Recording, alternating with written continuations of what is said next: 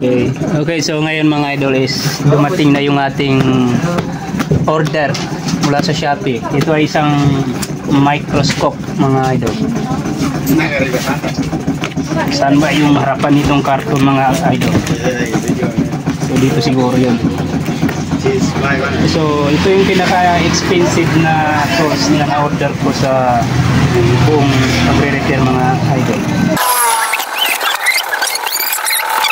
Ito ay isang Maant microscope mga idol, Maant ang kanyang brand mga idol. So nagtanong ako kay Sir Kim kung ano yung brand ng microscope yung maganda. So ito yung sabi niya na pinakamagandang brand ng microscope.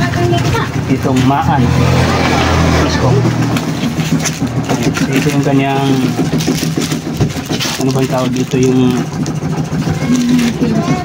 stand. Hindi pa yan. Yung kanyang ilaw mga idol. So kompleto na ito siya mga guys. Parang baliktad yung pagpapas natin ang karton mga guys.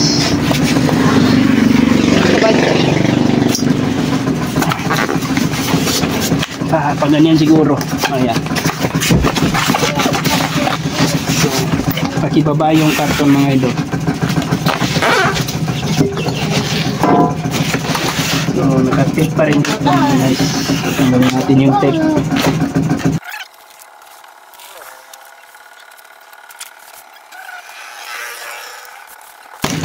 Ayan. So, ito yung kinaka-install mga. Nakata natin baka mahulog. Karadang nagtiteka-pega. Baka tabago. Ito yung ganyang pinaka-eyepiece mga guys. Dalawang piraso ito. Ito yung kanyang bracket. Ito yung kanyang pinaka-kailangan natin, yung microscope. Ayan. Meron pa siyang takip para hindi siya malitabukan. So, ito yung ito yung adapter ng camera mga guys, kung sakaling gagamit tayo ng camera. Kung gusto nyo bilihin nito mga idol, is ilalagay ko yung link sa comment section. Ito pala yung model R60.